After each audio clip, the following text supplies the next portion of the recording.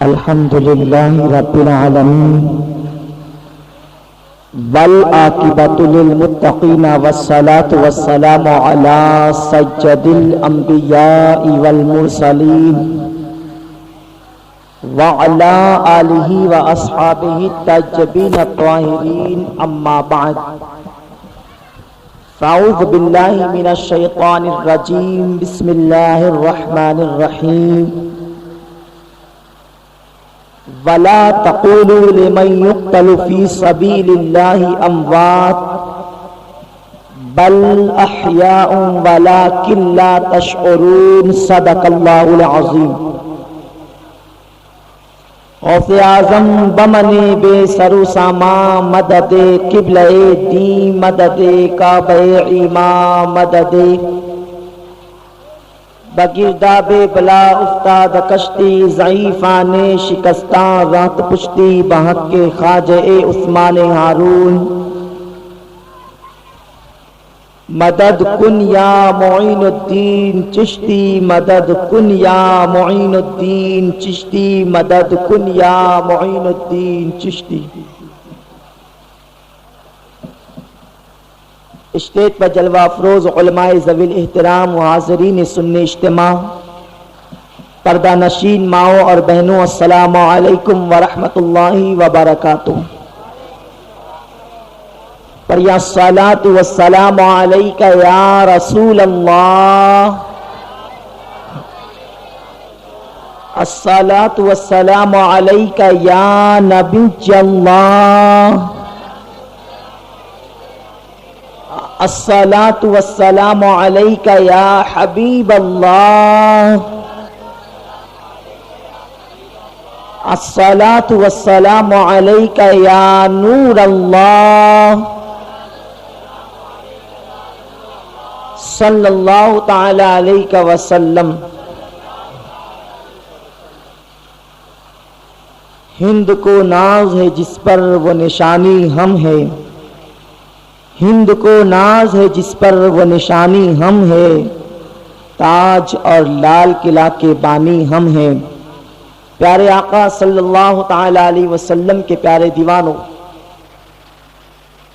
آج کا یہ روح پرور سنی اجتماع بنام علماء اہل سنت کا جنگ آزادی میں مجاہدانہ کردار کیا تھا اور مسلمانوں کی کیا قربانیاں رہی ہے کہ ہندوستان کی سرزمین آزاد ہوئی۔ یہ ہندوستان کی سرزمین ہے، ہندوستان کی سرزمین تاریخ اسلام میں بڑی اہمیتوں کی حامل ہے۔ اللہ کے رسول صلی اللہ تعالی علیہ وسلم نے ارشاد فرمایا، صحابہ کرام اس روایت کو بیان فرماتے ہیں کہ حضور اکرم صلی اللہ تعالی علیہ وسلم ایک مرتبہ اپنی داہنی طرف بار بار رک کر کے مسکراتے نظر آتے۔ اللہ کے رسول صلی اللہ تعالی علیہ وسلم سے سوال کیا گیا، یا رسول اللہ، یہ بار بار دائیں طرف رک کر کے مسکرانے کی وجہ کیا ہے؟ تو اللہ کے پیارے محبوب صلی اللہ تعالی علیہ وسلم نے ارشاد فرمایا کہ مجھے ہندوستان سے اپنے غلاموں کی خوشبو محسوس ہو رہی ہے، میں اپنے غلاموں کی خوشبو کو ہند سے محسوس کر رہا ہوں۔ میرے پیارے آقا صلی اللہ تعالی علیہ وسلم کے پیارے دیوانوں، سرزمین ہندوستان سے اسلام کی ایک عظیم تاریخ وابستہ ہے۔ ہندوستان کی سرزمین اسلام کے لحاظ سے بڑی زرخیز سرزمین ہے، ہندوستان کی سرزمین اسلام کے لحاظ سے بڑی باوقار اور تاریخ ساز سرزمین ہے۔ میرے پیارے آقا صلی اللہ تعالی علیہ وسلم کے پیارے دیوانوں، اس ہندوستان کی سرزمین پر کم و بیش مسلمان 1000 سال تک حکومت کرتے رہے، لیکن جب ایک وقت ایسا بھی آیا کہ جب مسلمان اس زمین پر حکومت کر رہے تھے، اس سرزمین کے تخت و تاج پر حاکم تھے، ایسے دور کے اندر ایک قوم جو بالکل گھنونی اور انتہائی بدترین قوم ہے، جس کو قرآن نے بھی بدترین قرار دیا ہے، جس کو قرآن نے بھی دھوکے باز قوم کا نام دیا ہے، نصرانی قوم، جس کو ہم انگریز انگریز کہتے ہیں. یہ انگریز ہندوستان کی سرزمین پر آئے اور آنے کے بعد اس ہندوستان کو جسے سونے کی چڑیا کہا جاتا تھا, جسے سونے کی چڑیا مانا جاتا تھا, اس ہندوستان کی سرزمین پر ان لوگوں نے اپنی حکومت کو پھیلانا شروع کیا, ان لوگوں نے اپنے حکمرانوں کو پھیلانا شروع کیا, اور نتیجہ یہ نکلا کہ ہندوستان کی سرزمین جو کبھی سونے کی چڑیا کہلاتی تھی, جس کا مقام تاریخ کے اندر بلند تھا, جس کے نام کے ترانے دنیا کے کونے کونے میں گائے جاتے تھے, اس ہندوستان کی سرزمین پر انگریزوں نے لڑاؤ اور حکومت کرو کی پالیسی کے تحت اس سرزمین کو تہز نہز کرنے کی کوشش کی, اس سرزمین کو ختم کرنے کی کوشش کی, اس سرزمین کا تخت تاراج کرنے کی کوشش کی. میرے پیارے آقا صلی اللہ تعالی علیہ وسلم کے پیارے دیوانوں, آج کا دن بڑا اہم دن ہے ہندوستانیوں کے لیے. آج 15 اگست کی تاریخ ہندوستان کی آزادی کی تاریخ ہے. ہندوستان آزاد ہوا, لیکن یاد رکھو ہندوستان آزاد تو ہوا ہے, ہندوستان آزاد ہونے کے بعد بھی آزاد نظر نہیں آتا. میرے پیارے آقا صلی اللہ تعالی علیہ وسلم کے پیارے دیوانوں, ہمارے وہ اسلاف کرام جنہوں نے اپنے خون کا نذرانہ پیش کر کے اس ہندوستان کی سرزمین کو آزاد کرایا, اس ہندوستان کی سرزمین کو انگریزوں کے شکنجے سے بچایا, اللہ اکبر, آج ان کا نام تاریخ کے اندر مٹانے کی کوشش کی جا رہی ہے, تاریخ کے اندر ان کے ناموں کو ختم کرنے کی کوشش کی جا رہی ہے. میرے پیارے آقا صلی اللہ علیہ وسلم کے پیارے دیوانوں, اور جن لوگوں کا دور سے بھی جنگی آزادی سے تعلق نہیں تھا, آج ان کو مجاہد آزادی بنا کر کے پیش کیا جا رہا ہے. پیارے آقا صلی اللہ تعالی علیہ وسلم کے پیارے دیوانوں, آج میں آپ کو بتاؤں ہندوستان کے ایک عظیم نامور عالم دین جن کو دنیا علامہ فضل خیر آبادی رحمت اللہ تعالی علیہ کے نام سے جانتی اور پہچانتی ہے, ان کی ایک کتاب جو انہوں نے جزیرہ انڈمان کے اندر جیل کے اندر بیٹھ کر کے لکھا تھا, وہاں پر کاغذ نہیں تھا, وہاں پر قلم نہیں تھا, وہاں پر ان کے پاس کوئی چیز موجود نہ تھی کہ وہ کاغذ اور قلم کے ذریعے سے اپنی قوم کو کوئی پیغام عطا فرماتے. علامہ فضل خیر آبادی رحمت اللہ تعالی علیہ نے اپنے ایک کپڑے کے اوپر کوئلے کے ذریعے سے کتاب تحریر فرمائی جس کا نام الثورۃ الہندیہ ہے, جس کا اردو میں ترجمہ کیا گیا, اس کا نام باغی ہندوستان رکھا گیا ہے. میرے پیارے آقا صلی اللہ تعالی علیہ وسلم کے پیارے دیوانوں, یہ اہل سنت و جماعت کے جید عالم دین جو عظیم عاشق رسول ہے, مصطفیٰ جان رحمت پر مصطفیٰ جان رحمت کی بارگاہ میں درود و سلام پڑھنے والے ہیں, اور ان کا عقیدہ وہی ہے جو آج ہمارا عقیدہ ہے. وہی علامہ فضل خیر آبادی رحمت اللہ تعالی علیہ سب سے پہلے ہندوستان کی سرزمین پر انگریزوں کے خلاف جہاد کا فتویٰ دیتے ہیں, اور اس جہاد کے فتوے پر علماء اہل سنت کی دستخط لیتے ہیں, اور دہلی کی جامع مسجد کے اندر تمام انسانوں کے سامنے, تمام لوگوں کے سامنے بڑی محفل کے اندر علامہ فضل خیر آبادی رحمت اللہ تعالی علیہ کے اس فتوے کو پڑھا جاتا ہے, اور انگریزوں کے خلاف اعلان جنگ کیا جاتا ہے. اللہ اکبر, لوگوں کو پتا چلتا ہے, لوگ مخبری کرتے ہیں, اور مخبری کرنے والے کون تھے؟ علامہ فضل حق سے پوچھو, ان کی تحریروں سے پوچھو. آج جو مجاہدین بنا کر کے گھوم رہے ہیں, جو آج یوم آزادی کے جلسے منا رہے ہیں, انہوں نے انگریزوں سے ساز باز کر کے علامہ فضل حق رحمت اللہ تعالی علیہ کے خلاف سازش کی, اور انگریزوں کے تمام حکمرانوں کو بتایا کہ علامہ فضل حق نام کا ایک انسان ہے جس کا تعلق اہل سنت و جماعت سے ہے, اس نے آپ لوگوں کے خلاف جہاد کا فتویٰ دیا ہے. وہی علامہ فضل حق خیر آبادی رحمت اللہ تعالی علیہ کو انگریز حکمراں قید کرتے ہیں, اور قید کرنے کے بعد جب علامہ فضل حق خیر آبادی رحمت اللہ تعالی علیہ کو ایک جیل کے اندر قید کرنے کے بعد جب ان کو کورٹ میں جج کے سامنے پیش کیا جاتا ہے, سامنے والا جس نے مخبری کی تھی وہ بھی بظاہر مسلمان معلوم ہوتا تھا, اس کے چہرے پر بھی داڑھی تھی, اس کے سر پہ بھی ٹوپی تھی. علامہ فضل خیر آبادی کا صرف بس ان کی اتنی ہی غلطی تھی کہ وہ سنی صحیح العقیدہ تھے, اور انہوں نے انگریزوں کے خلاف جہاد کا فتویٰ دیے تھے. آج یہ نام و نمود یوم آزادی کا جشن منانے والے ہے انہی کی برادری سے کوئی صاحب تھے, ان کا نام بھی مجھے یاد ہے اور کتابوں کے اندر نقل بھی کیا گیا ہے, لیکن میں زیادہ تفصیل میں جانے کی کوشش نہیں کر رہا ہوں. بتانا یہ چاہتا ہوں کہ نئی نسلوں کے سامنے جن بزرگان دین اور اسلاف کرام نے جنگ اللہ اکبر جنگ آزادی کے اندر حصہ لے کر کے ہندوستان کو آزاد کرایا ہے, آج انہی کے نام کو مٹا کر کے ان لوگوں کا نام لکھا جا رہا ہے جو انگریزوں سے تنخواہ کھایا کرتے تھے, جو انگریزوں کے قریب رہ کر کے ان سے پیسے لیا کرتے تھے, ان سے ساز باز کیا کرتے تھے. علامہ فضل حق کو جیسے کورٹ میں پیش کیا جاتا ہے, جج کے سامنے علامہ فضل حق خیر آبادی رحمت اللہ تعالی علیہ کو لایا جاتا ہے اور اس مخبر کو بھی لایا جاتا ہے جس نے علامہ فضل حق خیر آبادی کے خلاف مخبری کی تھی. تو اللہ اکبر, علامہ فضل حق خیر آبادی کے اس نورانی اور پرجلال چہرے کو دیکھ کر کے وہ منافق ڈر جاتا ہے اور اس عاشق رسول کے خلاف اس نے جو مخبری کی تھی کہنے لگتا ہے یہ وہ علامہ فضل حق نہیں ہے جس کے تعلق سے میں نے مخبری کی ہے, جنہوں نے جہاد کا فتویٰ دیا ہے. اللہ اکبر, اسی وقت اس عاشق صادق نے علامہ فضل حق خیر آبادی نے اس بڑی محفل میں اعلان کیا تھا, او نابکار اگر تو نے میرے خلاف مخبری کی ہے تو سن لے, آج تو میرا چہرہ دیکھ کر کے, تو میرے وجود کو دیکھ کر کے اپنی مخبری سے پلٹ رہا ہے. اے انگریز نابکار حکمران سنو, تمہارے خلاف جو علامہ فضل حق خیر آبادی نے جہاد کا فتویٰ دیا ہے وہ کوئی اور فضل حق خیر آبادی نہیں ہے بلکہ وہی میں فضل حق خیر آبادی ہوں. میرے ساتھ کیا سلوک کرنا چاہتے ہو کرو. اللہ اکبر, علامہ فضل حق خیر آبادی کے پاس وہ لوگ کہتے ہیں اور صرف اتنا کہہ دو ہمارے افراد کے سامنے کہ میں نے یہ فتویٰ نہیں دیا ہے, ہم آپ کو چھوڑ دیں گے, آپ جو کہو گے وہ آپ کو عطا کیا جائے گا. لیکن قربان علماء اہل سنت کی استقامت پر ارشاد فرماتے ہیں کہ وہ کوئی اور لوگ ہوتے ہیں جو وقت کے تحت فتوے بدلا کرتے ہیں. یہ علماء اہل سنت کا دیار ہے, یہ رسول کے سچے نائبین کی بارگاہ ہے. یہاں پر سر قلم کروانا گوارا ہے, لیکن قلم سے ایک مرتبہ جو فتویٰ نکل گیا رسول کے دشمنوں کے خلاف اور ملک کے دشمن کے خلاف, اب وہ بدلا نہیں جا سکتا. اب وہ فتویٰ یقینی آپ لوگوں پر ہے اور ہماری قوم آپ سے جنگ کرے گی. نتیجہ یہ ہوا جب انگریزوں نے دیکھا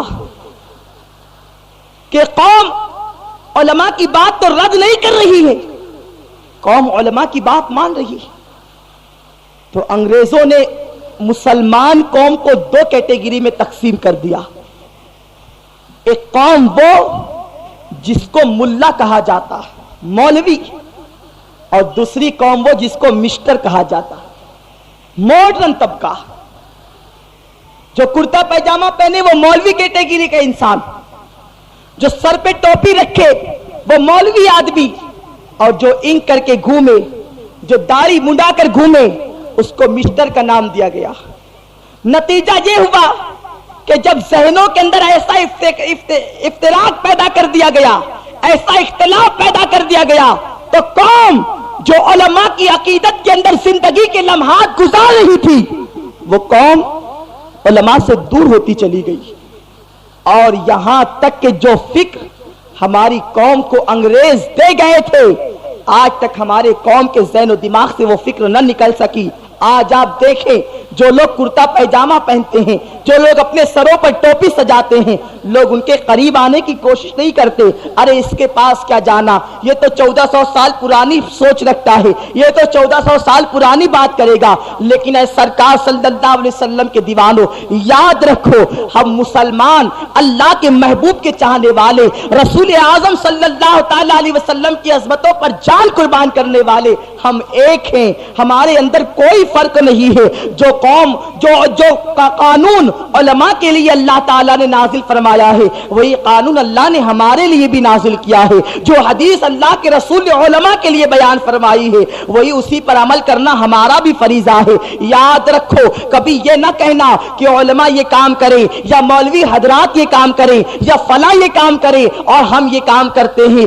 یاد رکھو جو دین ہمارے علماء کے لیے ہے وہی دین ہمارے بھی لیے ہے, اس لیے کہ مسلمان وہ بھی ہیں مسلمان ہم بھی ہیں. یہ جو انگریزوں نے ہمیں تہذیب دی ہے، آپ جانتے ہیں ہندوؤں کی سرزمین ہو، ہندوؤں کا کلچر ہو یا مسلمانوں کا کلچر ہو، ان تمام لوگوں کا کلچر اپنے اپنے مذہب کے حساب سے ہوا کرتا تھا. لیکن اللہ اکبر، ہندوستان کی سرزمین پر ان انگریزوں نے ہماری تہذیب کو بالکل بدل کر کے رکھ دیا ہے. ہندوستان اگر آزاد ہوا ہے تو میں کہتا ہوں ہندوستان رسمی طور سے آزاد ہوا ہے، ورنہ ہندوستان کی تہذیب آج تک کے انگریزوں کی غلام ہے. اس وقت تک کہ سرزمین ہندوستان مکمل طور سے آزاد ہو ہی نہیں سکتی جب تک کہ مسلمان انگریزوں کی تہذیب کو نہ چھوڑ دے. آج آپ دیکھیں انگریزوں نے جو گندے مناظر دے کر کے گئے ہیں، انگریزوں نے جو گندی پکچر اور سینما دے کر کے گئے ہیں، آج بھی ہم اس کو اپناتے نظر آ رہے ہیں. ہندو ہو یا مسلمان ہو، میں سب کو ایک بات کی دعوت دیتا ہوں. آج میں آپ کو بتاؤں، کل تک کے ہندوستان کی سرزمین کا یہ معاملہ تھا. ہندوستان کی مٹی کے اندر جو پاکیزگی اللہ تبارک و تعالیٰ نے رکھی ہے، یہ رب قدیر کا بے پناہ شکر اور احسان ہے. علماء کرام اس بات کو تحریر فرماتے ہیں کہ جب سیتا گم ہوئی اور اس کو تلاش کرنے کے لیے اس کا شوہر، اس کا بھائی، اس کا شوہر، اس کا دیور نکلا، تو چلتے چلتے کان کے جو پہننے کے جھمکے تھے وہ زمین پر ملے، اس کو اٹھا لیا گیا. اس کے بعد گلے کا ہار ملا، اس کو اٹھا لیا گیا. اس کے بعد جب پیر کے پازیب ملے تو سیتا کا دیور کہتا ہے بھیا یہ میری بھابھی کے پازیب ہیں. سیتا کے شوہر نے پوچھا تم کان کا جھمکا ملنے کے بعد تو تم نے یہ نہ کہا تھا کہ یہ بھابھی کے جھمکے ہیں، گلے کا ہار ملنے کے بعد تم نے تو یہ نہ کہا تھا کہ یہ بھابھی کے گلے کا ہار ہے، لیکن پازیب دیکھ کر تم کیوں کہتے ہو کہ یہ بھابھی کے پیر کا پازیب ہے؟ تو اللہ اکبر، اس وقت اس کے دیور نے کہا تھا سیتا کے کہ بھیا میں اپنے رب کی قسم کھا کر کے کہتا ہوں کہ میں نے اپنی بھابھی کے پیر کے علاوہ اس کے پورے وجود کو کبھی نہیں دیکھا. ہندوؤں کے اندر بھی یہ تہذیب تھی جب تک کہ ہندوستان انگریز نہ آئے تھے. آپ یہ نہ سمجھے کہ میں اپنے مذہب سے ہٹ کر بات کر رہا ہوں، میں کچھ اور چیز سمجھانا چاہتا ہوں کہ وہ قوم جن کے جس مذہب کی بنیاد صرف کہانی اور قصوں پر رکھی گئی ہو، اس قوم کے اندر اتنا تقدس لوگ مانا کرتے تھے. لیکن افسوس کہ جو مذہب اللہ تبارک و تعالیٰ کا پسندیدہ مذہب ہے، جو مذہب رسول اعظم صلی اللہ علیہ وسلم کا لایا مذہب ہے، اس مذہب کے علاوہ کسی مذہب کی کوئی حقیقت ہے ہی نہیں. انگریزوں کے آنے کے بعد یہ قوم ان کی غلام بن گئی اور ایسی غلام بنی کہ ان کی تہذیب کو بھی اپنا لیا، ان کے تمدن کو بھی اپنا لیا. وہ گندے مناظر، وہ گندی فلمیں جو انگریز دے گئے، آج بھی ہم اس کے اندر ملوث نظر آتے ہیں. اے سرکار صلی اللہ تعالی علیہ وسلم کے دیوانوں، میرا کہنا یہ ہے کہ آخر ہم انگریزوں کی تہذیب کے غلام کیوں بنتے جا رہے ہیں؟ ہم انگریزی تہذیب کے غلام کیوں ہوتے جا رہے ہیں؟ یاد رکھو، اگر ہندوستان کے تقدس کو بچانا ہے، اگر ہندوستان کے مقام و مرتبے کو بچانا ہے، تو یاد رکھنا ہم سب کو اپنے آقا صلی اللہ علیہ وسلم کے قدم ناز سے قریب ہونا پڑے گا. میرے پیارے آقا صلی اللہ تعالی علیہ وسلم کے پیارے دیوانوں، آپ اندازہ لگائیں کہ آج جو لوگ بڑے تن کر کے اپنے مولویوں کی بڑائی کر رہے ہیں کہ فلاں مجاہد آزادی، فلاں مجاہد آزادی، فلاں مجاہد آزادی، میں ان سے سوال کرتا ہوں اور ان سے پوچھتا ہوں کہ کن مجاہدین آزادی کی آپ بات کر رہے ہیں؟ ابوالکلام آزاد کی، جس نے دہلی کی جامع مسجد کے منبر پر ایک کافر جس کو دنیا گاندھی کے نام سے جانتی ہے، دلی کی جامع مسجد کے منبر پر بٹھا کر کے اس کو کہا تھا کہ آپ ہمارے گرو اور آپ ہمارے سربراہ ہیں، آپ اس منبر پر بیٹھ کر کے قوم کے سامنے خطاب کریں. آپ اندازہ لگائیں کہ ہم ان کو مجاہدی آزادی مانیں گے جن لوگوں نے ہمارے مذہب کے تقدس کو پامال کیا، جن لوگوں نے ہمارے مذہب کے تقدس کو برباد کیا. خدا کی قسم، دنیا اگر ان کی بارگاہ میں خراج تحسین پیش کرنا چاہے تو پیش کرے، لیکن ایک غیرت مند مسلمان کبھی بھی اپنے مذہب کے دشمن کی بارگاہ میں خراج تحسین نہیں پیش کر سکتے۔ آج پورے شہر میں ہنگامی میٹنگیں لے رہے ہو، کارنر میٹنگیں لے رہے ہو، مجاہدین آزادی کی یاد منا رہے ہو۔ ارے تمہارے یہاں تو یاد منانا شرک ہے۔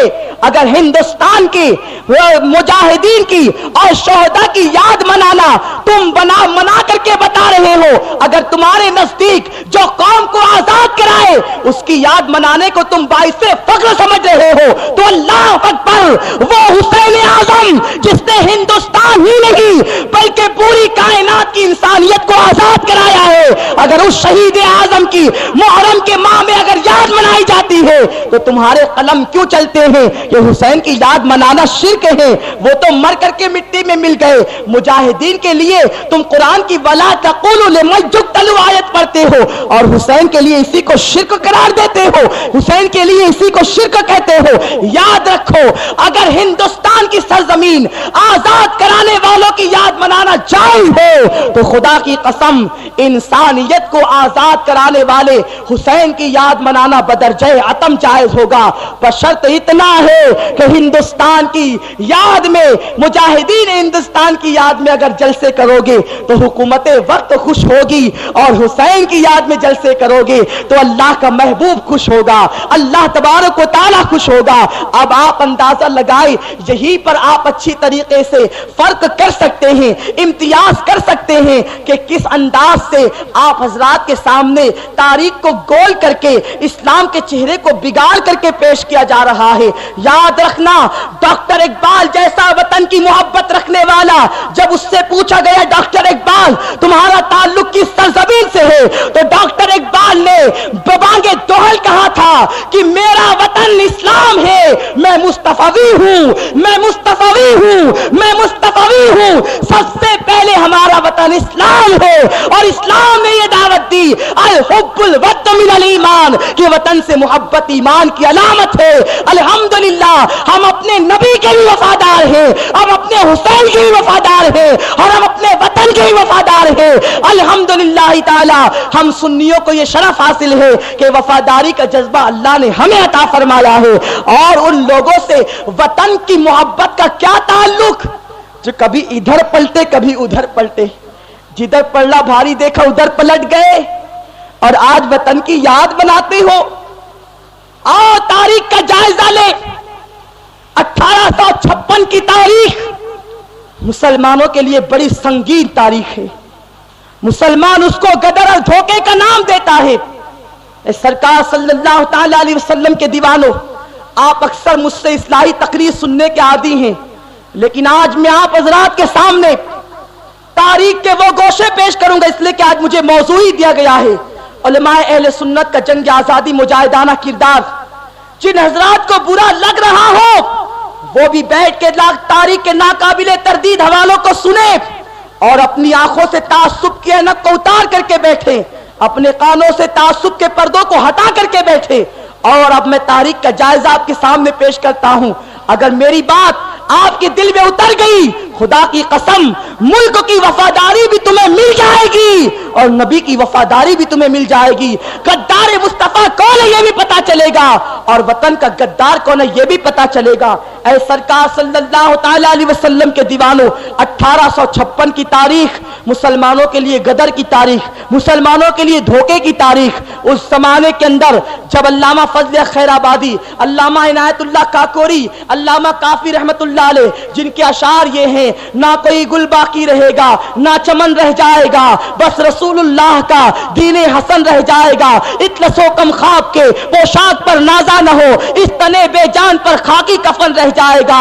ہم سفیر و باغ میں ہے کوئی دم کا چہچہا، ہم سفیر و باغ میں ہے کوئی دم کا چہچہا، بلبلیں اڑ جائے گی سونا چمن رہ جائے گا، بلبلیں اڑ جائے گی سونا چمن رہ جائے گا۔ وہ علامہ کافی، وہ علامہ عنایت اللہ کاکوری، وہ علامہ فضل خیر آبادی، علامہ حبیب الرحمان مجاہد ملت، علامہ حافظ عبدالعزیز حافظ ملت، سرکار مفتی اعظمین علامہ مصطفیٰ رضا خان رحمت اللہ علیہ، حضور حجت الاسلام حضرت مولانا حامد حامد رضا خان رحمۃ اللہ علیہ، سرکار علامہ امام المتکلمین مولانا نقی علی خان رحمۃ اللہ تعالی علیہ، حضرت رئیس المفسرین رئیس التفسیر حضرت علامہ رضا علی خان رحمۃ اللہ تعالی علیہ، ان تمام بزرگان دین نے اللہ اکبر، علامہ فضل رسول بداجونی رحمۃ اللہ تعالی علیہ، ان تمام بزرگان دین نے اپنی ایک جماعت کے ساتھ انگریزوں کے خلاف ڈٹ کر مقابلہ کیا اور اللہ تبارک و تعالیٰ نے ان کو فتح و نصرت عطا فرمائی۔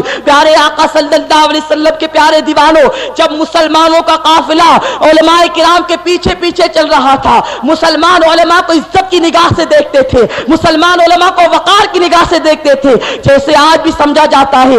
یاد رکھنا یہ لباس انسان کو دھوکہ دیتا ہے، یہ لمبے جبے، یہ لمبی دستاریں، یہ بڑے بڑے فیٹے، یاد رکھنا ان تمام جبوں میں ضروری نہیں ہے کہ دین ہی موجود ہو، کبھی کبھی اس کے اندر بدبو بھی موجود ہو سکتی ہے۔ یاد رکھو لباس انسان کو دھوکہ دیتا ہے، لباس کے دھوکے میں نہ آنا، مولویت کے دھوکے میں نہ آنا۔ اصل چیز کیا ہے اسے قرآن میں پڑھو، حدیث پہ پڑھو، تاریخ کا جائزہ لو۔ اللہ اکبر، خلافت کمیٹی بنی اور اس کے اندر اسلام کی مکمل مخالفت کی گئی۔ آج میں آپ کو بتاؤں، جب 1856 کے اندر انگریزوں نے دیکھا قوم تو علماء کا کہنا مان رہی ہے، قوم تو علماء کے ایک فتوے پر جان قربان کر رہی ہے، تو انگریزوں نے علماء کو خریدا۔ سب سے پہلے علماء کو خریدنے سے پہلے ایک آدمی کو خریدا جس کو دنیا سر سید احمد خان کے نام سے جانتی ہے، جس نے علی گڑھ یونیورسٹی کا تعمیر کیا اور اس انسان کا مقام قوم کے اندر بہت زیادہ بلند بالا تھا۔ اس کو خریدنے کے بعد انگریزوں نے، اللہ اکبر، انگریزوں نے اس کو ماہانہ تنخواہ دے کر کے، اس کی یونیورسٹی کو سپورٹ کر کے، اس انسان کو خرید کر کے اس سے کہا تم قرآن کی تفسیر لکھو اور قرآن کی تفسیر لکھ کر کے اس کے اندر ایسی باتیں شامل کر دو جو اسلام کے قانون کے خلاف ہے، جو اسلام کے آئین کے خلاف ہے، جو محمد رسول اللہ کی حدیثوں کے خلاف ہے۔ جب سر سید احمد خان نے تفسیر احمدی پر قلم چلایا تو اب وہ تفسیر کیسے لکھتا ہے آپ اندازہ لگائے۔ تفسیر کا حوالہ میں آپ کے سامنے پیش کرتا ہوں۔ تفسیر احمدی، یہ مت کہنا کہ سنیوں کو لڑانے کے علاوہ کوئی اور کام نہیں ہے، ہم بھی کرتے ہیں تو ہو جاتے ہیں بدنام، وہ قتل بھی کرتے ہیں تو چرچا نہیں ہوتا۔ ہم اپنا درد دل آپ کے سامنے پیش کر رہے ہیں تاکہ آپ حقیقت حال سے آگاہ ہو جاؤ اور سمجھ جاؤ اصل دین کیا ہے، اصل مذہب کیا ہے۔ اب سر سید تفسیر احمدی لکھتے ہیں، کیا لکھتے ہیں کہ معاذ اللہ کہ فرشتوں کا کوئی وجود نہیں ہے، فرشتے جو ہے وہ خیر کی قوت کا نام ہے، دعا کا کوئی وجود نہیں ہے، دعا بس ایک انسان کے لیے سہارا ہے۔ انسان دعا کرتا ہے تو اس کے اندر اپنے آپ ایک قوت پیدا ہوتی ہے اور اس قوت کے ذریعے وہ کام کر لیتا ہے تو انسان سمجھتا ہے کہ اس کی دعا قبول ہو گئی۔ دعا کی کوئی حقیقت نہیں، فرشتوں کی کوئی حقیقت نہیں، قبر میں سوال و جواب کی کوئی حقیقت نہیں۔ اس طریقے سے یہ باتیں پیش کی۔ جب عوام کے سامنے یہ بات پہنچی تو عوام نے کہا کہ سر سید کا دماغ خراب ہو گیا ہے، وہ کالج پڑھا وہ آدمی ہے، اس کی بات نہ مانی جائے، اور لوگوں نے یہ کہہ کہ اس کو چھوڑ دیا۔ جب انگریزوں نے دیکھا سر سید متاثر نہیں کر پا رہے ہیں تو انگریزوں نے علماء کو خریدا، مولوی اشرف علی تھانوی کو خریدا، رشید احمد گنگوئی کو خریدا، سید احمد رائے بریلوی کو خریدا، مولوی اسماعیل دہلوی کو خریدا، مولوی رشید احمد گنگوئی کو خریدا، مولوی خلیل احمد امبیٹوی کو خریدا، اور اس کے بعد جب ان کو خریدا، خریدنے کے بعد قاسم نانوتوی وغیرہ کو خرید کر کے پھر ان سے کتابیں لکھوائی گئی۔ وہ انگریز جو اسلام کے دشمن ہے اور اسلامی دشمنی پر قرآن شہادت دیتا ہے، یا ایھا الذین آمنوا لا تتخذوا اليہود والنصارى اولیاء بعضهم اولیاء بعض، اے ایمان والو وہ یہودی اور نصرانیوں کو دوست نہ بناؤ، ان میں سے بعض کے دوست ہیں۔ اور وہ انگریز جن کو قرآن نے اسلام کا دشمن کہا، وہی انگریز کسی کو شمس العلماء کا خطاب دے رہے ہیں۔ اللہ فضل خیر آبادی کو پھانسی اور اسماعیل دہلوی کے پیر کو شمس العلماء۔ ارے بھائی، یہ آخر ایک عالم کو پھانسی اگر علماء سے نفرت تھی تو اگر علامہ فضلیہ کو پھانسی دی گئی تو مولانا قاسم کو 500 روپیہ کیوں دیا گیا؟ اگر مولانا قاسم صاحب آپ بھی انگریزوں کے خلاف جہاد کر رہے تھے تو آپ کو بھی قتل کر دیا جانا چاہیے تھا۔ آپ کو 500 روپیہ کیوں ماہانہ مل رہا ہے؟ آپ کی کتابیں چھپا کر کے کیوں تقسیم کرائی جا رہی ہے مفت میں؟ کیا وجہ؟ تو پتا چلا جس نے جہاد کا فتویٰ دیا انگریزوں کے خلاف اسے پھانسی دی گئی، اور جس نے تائید کی اس کی کتابیں مفت تقسیم کرائی گئی۔ جب کتابیں مفت تقسیم ہوئی مسلمانوں نے پڑھا، پڑھنے کے بعد مسلمانوں کے اندر دو گروپ ہو گئے. ایک گروپ وہ کہتا کہ آخر علماء ہی تو ہے جو کہہ رہے ہیں، ان کی بات مان لی جائے، ہم جاہل کم پڑھے لکھے لوگ ہیں. اور دوسرا گروپ کہتا علماء کہے یا کوئی کہے ہم اسی کی بات مانیں گے جس عالم کی بات قرآن اور حدیث کے موافق ہوگی، ورنہ کوئی آ کے کہتا ہے ہم اس کی بات نہ مانیں گے جو حدیث کے خلاف بات کرے گا. لیکن اللہ اکبر، انگریزوں کو لڑانا تھا، انہوں نے لڑا دیا، دو گروپ بنے. اب اس کے بعد مولانا قاسم سے یہ ایک تحریر لکھوائی گئی کہ اگر حضور خاتم النبیین جناب محمد الرسول اللہ، اندازہ لگا، پڑھے لکھے افراد سے خصوصی توجہ چاہتا ہوں، سنجیدگی کے ساتھ سنیں. جناب محمد الرسول اللہ جو خاتم النبیین ہے، اگر ان کے آنے کے چلے جانے کے بعد اگر پھر کوئی نبی آ جائے تو حضور اکرم صلی اللہ علیہ وسلم کی خاتمیت میں کوئی فرق نہیں آئے گا. سب مل کر بولو معاذ اللہ. جب قرآن نے کہہ دیا ما کان محمد ابا احد من رجالکم ولکن رسول اللہ وخاتم النبیین، اور آقا نے فرما دیا انا خاتم النبیین لا نبی بعدی، کہ میں تمام نبیین کا خاتم ہوں، میرے بعد نبوت کا دروازہ بند ہو گیا ہے، لا نبی بعدی، میرے بعد اب کوئی نبی آنے والا نہیں ہے. تو مولانا آپ کو لکھنے کی کیا ضرورت تھی؟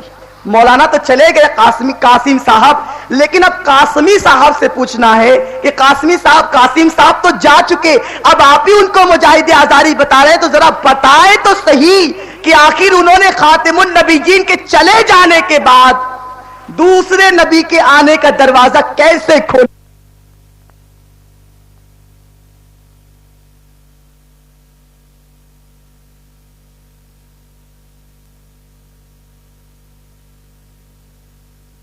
کیے ہوئے دروازے کو تم کھول رہے ہو تو کس حدیث سے کھول رہے ہو؟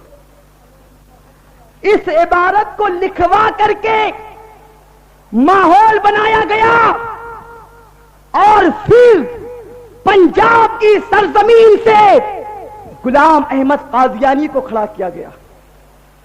یہ فاقہ کشموش سے ڈرتا نہیں ذرا.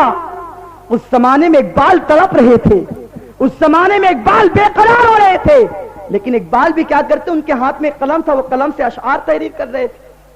اور کر کیا سکتے تھے؟ اللہ ان کی قبر پہ رحمت فرمائے. وہ اس ماحول کو دیکھتے جاتے اور فرماتے جاتے یہ فاقہ کشموش سے ڈرتا نہیں ذرا، روح محمد اس کے بدن سے نکال دو، روح محمد اس کے بدن سے نکال دو.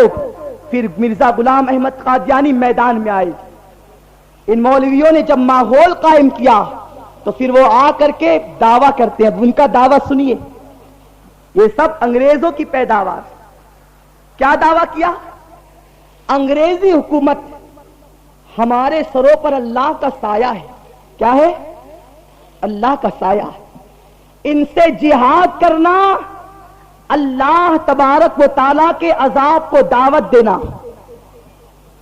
اس لیے کوئی ان سے جہاد نہ کرے. نبی اکرم پر جو جہاد کی آیتیں نازل ہوئی اس کا مطلب جہاد نہیں، اس کا مطلب چلے لگانا ہے. اور جتنا ثواب انسان کو جہاد کرنے پہ ملتا ہے اس سے ڈبل ثواب انسان کو چلے لگانے پر ملتا ہے. اب میں جہاد کو منسوخ کرتا ہوں، جہاد منسوخ ہو گیا، اب تمہیں جہاد کرنے کی انگریزوں کے خلاف کوئی ضرورت نہیں ہے. اور سنو، میں اللہ کا نبی ہوں، اللہ تبارک و تعالیٰ کے ساتھ میرا ایسا ہی معاملہ ہے جیسے ایک بیوی کا معاملہ شوہر کے ساتھ ہوتا ہے. مجھ پر ہر زبان میں وحی آتی ہے، اور جو انگریزی زبان میں وحی لانے والا فرشتہ ہے اس کا نام ٹی سی ہے. اب وہ وحی لاتا ہے تو کیا کہتا ہے؟ غلام احمد قادیانی کی بات سنیے. قاسم نانوتوی جن کو نبوت کے لیے دروازہ جنہوں نے کھولا تھا، اب جب وہ کھول کر کے تشریف لائے دروازے کو تو اب وہ کیسے گل کھلا رہے سنیے. کہتا ہے جو انگریزی میں مجھ پر وحی لاتا ہے اس کے الفاظ الفاظ یہ ہوتے ہیں I love you, I hate you, معاذ اللہ رب العالمین، اللہ کی طرف سے ایسے گندے الفاظ رب کی طرف منسوب کیے گئے، اور اس کے بعد مسلمانوں کو لڑایا گیا، مسلمانوں کے اندر جنگ و قتال کیا گیا کہ مسلمان آپس میں لڑیں گے اور انگریزوں کی طرف سے ان کی توجہ ہٹ جائے گی۔ مسلمانوں 1856 میں جب یہ انقلاب پیدا ہوا تو مسلمانوں کو آپس میں لڑا دیا گیا۔ نتیجہ یہ ہوا انگریز گئے لیکن اتنے فتنے چھوڑ گئے، انگریز گئے اتنے فطروں کو جنم دے گئے۔ اب آپ اندازہ لگائیں انگریزوں سے یہ دوستی کرنے والے کس منہ سے ہندوستان کا جشن منا رہے ہیں، انگریزوں سے یہ دوستی کرنے والے کس منہ سے یہ ہندوستان کے یوم آزادی منا رہے ہیں۔ یوم آزادی منانے کا حق ہم کو ہے اور الحمدللہ ہم ہی کو ہے، اس لیے کہ ہمارے علماء نے خون دیا ہے، ہمارے علماء نے لہو دیا ہے۔ جب چمن کو لہو کی ضرورت پڑی سب سے پہلے یہ گردن ہماری کٹی، پھر بھی اہل چمن نے یہی کہہ دیا یہ چمن ہے ہمارا تمہارا نہیں، تمہارے باپ کا ہندوستان ہے جو ہم پر پابندیاں لگاتے ہو۔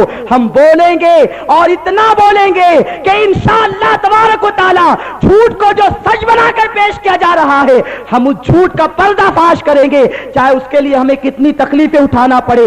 آج سے اب تحریک بالا کوٹ کا میں جائزہ لوں اور تحریک بالا کوٹ کے تعلق سے کچھ بتاؤں۔ جس کو تم شہید کہتے ہو اسماعیل شہید، ہمارے اعلیٰ حضرت اس کے تعلق سے کہتے ہیں جسے وہابیہ نے دیا ہے لقب شہید و ذبیح کا، وہ قتیل نجد تھا، وہ قتیل نجد تھا، وہ ذبیح تیغ خیار ہے، وہ قتیل نجد تھا، وہ ذبیح تیغ خیار ہے، اس کو تم شہید کا نام دیتے ہو۔ ہندوستان کے لیے وہ شہید ہوا نہیں۔ اب حقیقت سنو، تحریک بالا کوٹ کا حوالہ نقل کرتا ہوں، علامہ فضل خیر آبادی کے الفاظ، علامہ عبدالعزیز محدث مراد آبادی کے الفاظ۔ اب سنو مسلمانوں، اور ان لوگوں کی بے وقوفی پہ ماتم کرو جو اسلام کے گداروں کو اور ملک کے گداروں کو شہید کریں۔ مولوی اسماعیل شہید جن کو کہا جاتا ہے وہ کلکتہ کی سرزمین پہ پہنچے، میں نہیں کہہ رہا ہوں، انہی کی کتابوں سے سنو، کلکتہ کی سرزمین پر پہنچے، مسجد میں بیٹھ کر سید احمد رائے بریلوی جو اسماعیل صاحب کے پیر و مرشد تھے، یہ بھی صاحب تھے، دونوں تھے، کلکتہ والوں نے پوچھا مولانا جو انگریز ہیں ان کے خلاف جہاد کرنا کیسا؟ اب سنیے قاسمی صاحبان، آپ بھی سنیے اور پھر بیٹھ کر کے ذرا کمرے میں آنکھ بند کر کے غور کیجئے کہ آپ لوگ کیا کر رہے ہیں۔ اگر اللہ نے ذرا بھی غیرت دی ہے تو توبہ کر کے حقیقت کو قبول کر لیجئے۔ مولانا سے پوچھا گیا مولانا انگریزوں کے خلاف جہاد کرنا کیسا؟ اور اگر میں یہ باتیں اپنی طرف سے بیان کر رہا ہوں تو یہ فقیر برکاتی، فقیر قادری، سرکار اعلیٰ حضرت کے در کا ادنا سا گدا، ٹھیک ہے اگر تم دینی معاملات میں مناظرے کے لیے نہیں آتے ہو تو ہندوستان کا وفادار کون اور غدار کون، اسی عنوان کو لے کر کے ہمارے سامنے چلے آؤ، ہم ثابت کریں گے کون غدار اور کون وفادار ہے انشاءاللہ۔ اگر آنا ہو تو آ جاؤ، لوگوں کو کم از کم اتنے پردے میں تو مت رکھا کرو، ادھر سے پردے ادھر سے پردے، خوب پردے لٹکاتے رہتے ہو، ارے ذرا لوگوں کو حقیقت تو بتاؤ، لوگ حقیقت جانے تو صحیح۔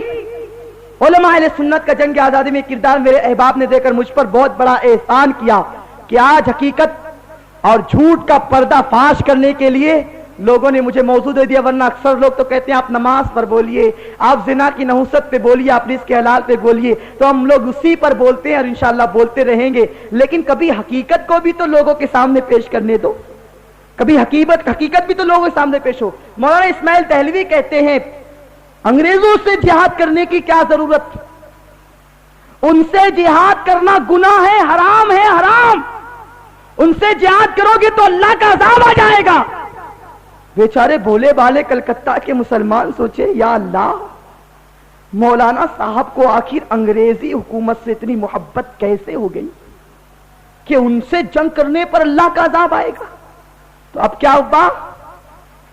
پھر ان کمبختوں نے اپنی بات کو پلٹنے کے لیے وہاں حضور اکرم صلی اللہ تعالی علیہ وسلم کی شان میں توہین کی اور جہاد کے موضوع کو غلط گڑ گڑ کے پیش کیا، تو وہاں کے جو سرحدی پٹھان تھے نا، پٹھان، سرحدی پٹھانوں نے دونوں گرو اور چیلے کو پکڑا، اور پکڑنے کے بعد وہ درگت کی کہ ان کی اسماعیل کی تو بوٹی بوٹی اڑا دی گئی، اور آج تک کے اس انسان کی لاش کا ٹھیک طور سے پتہ نہ چل سکا۔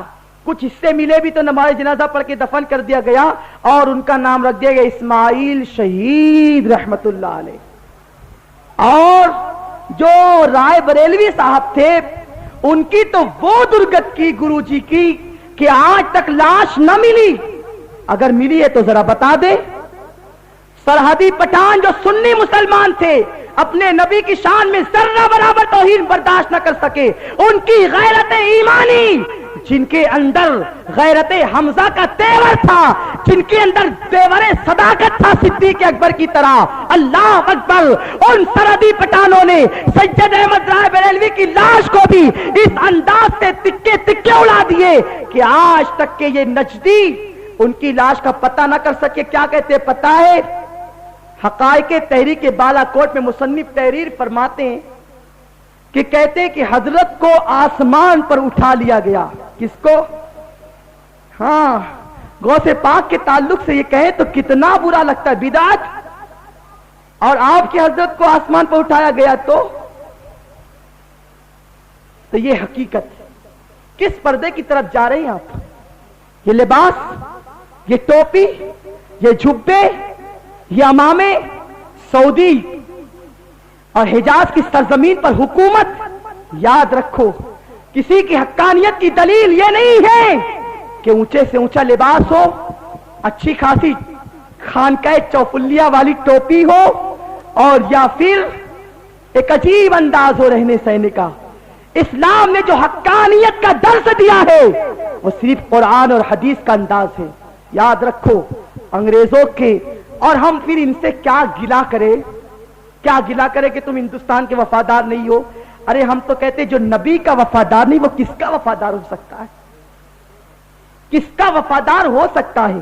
ورنہ ہمارے علماء کو دیکھو، جب ہندوستان کی سرزمین پر ہندوستان کو تقسیم کیا جا رہا تھا اور مسلمان ہندوستان چھوڑ چھوڑ کر جا رہے تھے، تو اس وقت حضور مجاہد ملت علامہ سید محمد نعیم الدین مراد آبادی رحمت اللہ علیہ، علامہ مفتی احمد یار خان نعیمی رحمت اللہ علیہ، حضور حافظ ملت رحمت اللہ علیہ، یہ بزرگان دین دلی کے ریلوے اسٹیشن پر پہنچ کر کے مسلمانوں کے ہاتھ جوڑتے، اے مسلمانوں تم ہندوستان کو چھوڑ کر کے جا رہے ہو، اپنے باپ داداؤں کی قبروں کو کس کے بھروسے چھوڑ کے جا رہے ہو؟ سرکار سلطان الہند خواجہ غریب نواز کے آستانے کو کس کے بھروسے چھوڑ کے جا رہے ہو؟ ان مسجدوں کو جن کو تمہارے اسلاف نے تعمیر کیا ہے کس کے بھروسے چھوڑ کے جا رہے ہو؟ لال قلعہ اور تاج محل جس ہندوستان کو تمہارے اسلاف نے سجایا ہے اس کو کس کے سے چھوڑ کے جا رہے ہو؟ مسلمانوں کے بستر کھلوائے گئے، بستر کھولو اور ہندوستان کی سرزمین پر موجود رہو، ہندوستان میں رہو گے۔ اعلیٰ حضرت کے شہزادے حضور مفتی اعظم کا قول ہے، ہندوستان میں رہو گے تو صرف جان کا خطرہ ہے، لیکن اگر پارٹیشن ہونے کے بعد بازو کے ملکوں میں جاؤ گے تو جان کو بھی خطرہ ہے اور ایمان کو بھی خطرہ ہے، اس لیے وہاں نہ جانا۔ یہ شہزادہ اعلیٰ حضرت حضور مفتی اعظم نے فرمایا تھا، لوگوں کو ان کے ایمان کا واسطہ دے کر، سلطان الہند خواجہ غریب نواز کا واسطہ دے کر کے ہمارے اسلاف نے روکا اور ہندوستان کو پھر سے پروان چڑھایا۔ پھر ہمارے اسلافی کو گالیاں دو گے، پھر ہمارے اسلافی کو برا بھلا کہو گے، پھر ہم کس طرح برداشت کریں گے؟ یاد رکھو سرکار صلی اللہ علیہ وسلم کے دیوانوں، جہاں بھی ضرورت پڑے بڑے فخر سے کہنا، ہند کو ناز ہے جس پر وہ نشانی ہم ہیں، ہند کو ناز ہے جس پر وہ نشانی ہم ہیں، تاج اور لال قلعہ کے بانی الحمدللہ ہم ہیں۔ ہم نے ہندوستان کو تاج محل بھی عطا کیا ہے، لال قلعہ بھی عطا کیا ہے، ہندوستان کی سرزمین کو مسلمانوں نے سجایا ہے، ہندوستان کی سرزمین کو مسلمانوں نے سنوارا ہے۔ اللہ تبارک و تعالی اس ہندوستان کو ہمیشہ آباد رکھے، اس ہندوستان کو ہمیشہ شاد رکھے۔ جس وقت تک اس ہندوستان کی سرزمین پر ہم سنیوں کا خواجہ جلوہ افروز رہے گا، اس وقت تک انشاءاللہ کبھی سنی مسلمان ہندوستان کا غدار نہیں ہو ہو سکتا، اس لیے کہ ہندوستان سے گداری صرف وطن سے گداری نہیں ہے، ہندوستان سے گداری خواجہ نظام الدین سے گداری ہے، ہندوستان سے گداری خواجہ فرید الدین سے گداری ہے، ہندوستان سے گداری خواجہ قطب الدین سے گداری ہے، ہندوستان سے گداری خواجہ معین الدین سے گداری ہے۔ اس لیے مسلمان کبھی ہندوستان کا گدار نہیں ہو سکتا۔ ہاں کسی سے نظریاتی اختلاف ضرور ہیں اور ہم انشاءاللہ تعالی اس کا لیدے بھی کرتے رہیں گے، لیکن یاد رکھنا ہم اپنے وطن سے کبھی گداری نہیں کریں گے، اور ہم اپنے وطن سے گداری اصل میں اپنے دین سے گداری سمجھتے ہیں۔ اس لیے ہمارے آقا کا فرمان ہے جس ملک میں رہو اس ملک سے محبت کرتے رہو، اور الحمدللہ ہم محبت کرتے ہیں۔ اسی لیے تو ہمارے ہی ڈاکٹر اقبال نے تو کہا ہے، ہماری ڈاکٹر اقبال کا فرمان ہے کہ ہم بلبلیں ہیں اس کی، یہ گلستاں ہمارا، ہم اس کی بلبلیں ہیں، اور بلبل کو کبھی اپنے گلستاں سے نفرت نہیں ہوتی، چاہے گلستاں کیسا ہی ہو۔ یہ ہندوستان ہمارا ہے، ہمارے خواجہ کا ہے، ہم ہندوستان کے باشندے ہیں اور انشاءاللہ تعالی رہیں گے، زندہ ہیں جب بھی رہیں گے اور قبر میں جانے کے بعد بھی رہیں گے۔ وہ کچھ اور لوگ ہیں ہندوستان میں مر کر کے پانی میں بہہ کر نہ جانے کہاں کہاں جاتے ہیں، لیکن الحمدللہ ہم مرنے کے بعد بھی اپنی مٹی کے اندر، اپنی زمین کے اندر، اپنی بھارت کی دھرتی کے اندر اپنی زمین سے کہتے ہیں اے زمین تو اپنے سینے کو چیر دے، اے زمین ہند تو اپنے سینے کو چیر دے، تاکہ ہم تیرے اندر جا کر کے اپنی مٹی کو بھی تیری مٹی سے ملا دے۔ ہماری وفاداری کا یہ معاملہ ہے، ہم کو غدار نہ کہو، ہم وفادار ہیں۔ ہمارے بزرگوں نے لہو دیا، ہمارے بزرگوں نے خون دیا، میرے خواجہ مدینے سے ہندوستان آئے، لیکن کیسے ہندوستانی بن کر کے رہ گئے کہ قیامت تک کے کوئی ان کو نکال نہ سکا، اور ہمیشہ کے لیے ہندوستان کی سلطنت میرے رسول نے میرے خواجہ کو عطا فرما دی۔ اے سرکار صلی اللہ علیہ وسلم کے دیوانوں، انشاءاللہ کبھی موقع ملا تو تحریک بالا کوٹ کی حقیقت کے حوالے سے کچھ باتیں آپ کے سامنے پیش کروں گا، ابھی اتنا ہی کافی ہے۔ میں اس مناسب سمجھتا ہوں کہ بہت سارے وہ حضرات جو اپنے ذہن کے دریچے کھول کے بیٹھے تھے ان کو تاریخ کے کچھ باتیں سمجھ میں آ گئی ہے، اور اگر نہ بھی سمجھی ہو تو میں ان کو بتاتا ہوں کہ وہ مطالعہ کریں اور پڑھیں، دیکھیں حقیقت حال کیا ہے، حقیقت کسے کہتے ہیں، حقیقت کس چیز کا نام ہے، اب تک کہ ہمیں پردے میں رکھا جا رہا ہے۔ اے بھولے بھالے میرے نوجوان ساتھیوں، میرے مسلمان بھائیوں، حقیقت حال کو پڑھو اور پڑھنے کے بعد اس کا اندازہ لگاؤ۔ اللہ فضل خیر آبادی رحمت اللہ علیہ جب انڈمان کی سرزمین پر، اللہ اکبر، جب ان کو قید کیا گیا تو ان کو کھانا نہیں دیا گیا۔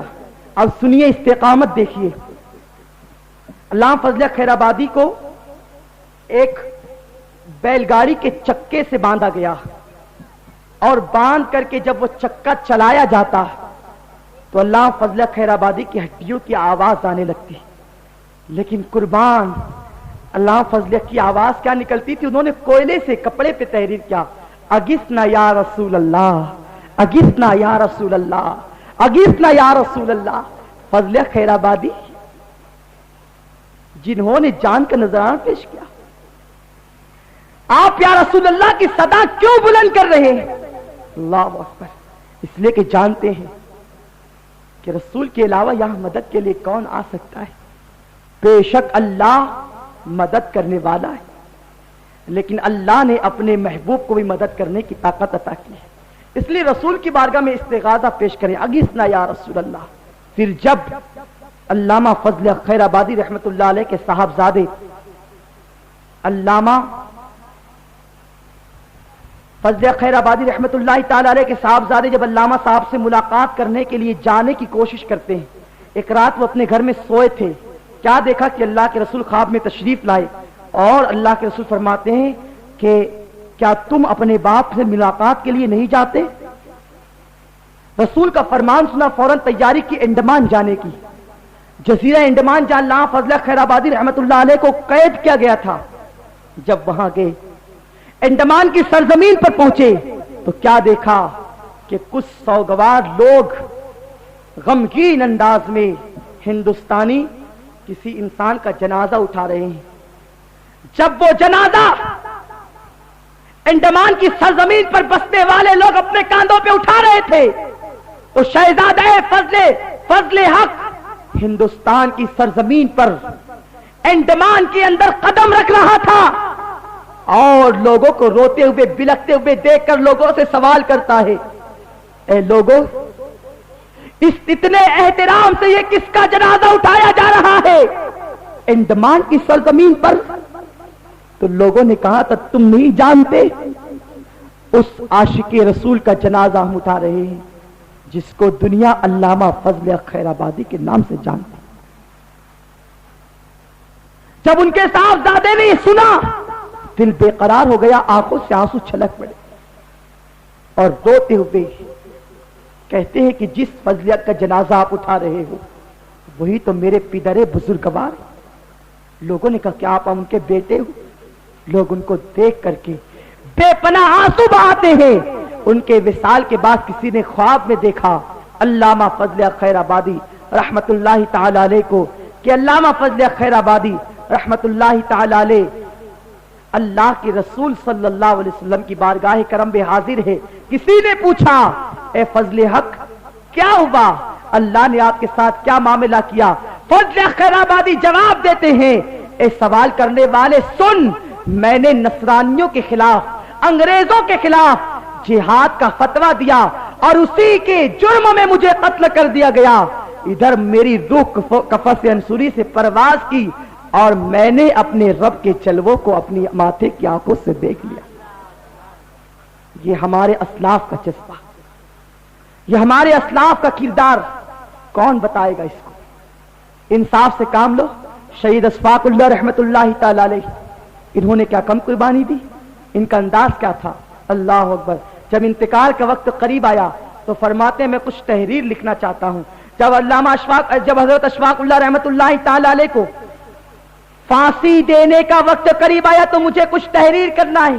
کسی نے کہا کیا تحریر کرو گے؟ انگریزوں نے کہا ہم تمہیں تحریر کرنے نہیں دیں گے۔ اچھا نہیں تحریر کرنے دیں گے تو نہ کرنے دو، لیکن اگر مجھے پھانسی دینا چاہتے ہو تو پھانسی کے وقت میرا چہرہ اس شمال کی جانب کر لینا۔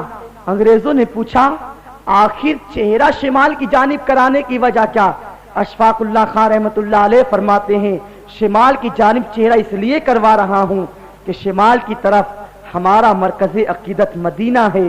میں چاہتا ہوں جب مجھے پھانسی دی جائے تو در محبوب کے قریب سے قریب تر کر دیا جائے، اسی لیے اپنے رخ کو مدینے کی جانب کرا کر کے میں پھانسی لینا چاہتا ہوں، ادھر جام شہادت نوش کروں، ادھر محبوب کے قدم ناز پر حاضری دے دوں۔ اشفاق اللہ خان کا بھی یہ عقیدہ تھا۔ آپ اندازہ لگائے اکثر مجاہدین آزادی جنہوں نے شروع سے اخیر تک کے اس راستے کے اندر قربانیاں پیش کی ہے وہ اہل سنت و جماعت کے عقیدہ ہم عقیدہ لوگ تھے۔ تمہاری پیدائش تو غدر کے بعد ہوئی، تم کب سے مجاہد آزادی بنے؟ اللہ تعالی ہماری قوم کو صحیح سچی سمجھ عطا فرمائے، حق سمجھیں، حق بولیں، حق دیکھیں، اور اللہ تعالی ہم سب کو حق پر قائم رکھے، حقانیت پر قائم رکھے، اور اللہ تعالی ہمیں حق قبول کرنے کی توفیق عطا فرمائے، ہمیں بھی وطن سے محبت عطا فرمائے۔ اللہ ہمارے ملک کو فسادات سے بچائے رکھے اور دہشت گردوں سے بچائے رکھے، آتنکواد سے بچائے رکھے، اور ہم سب کو امن و شانتی کا پیغام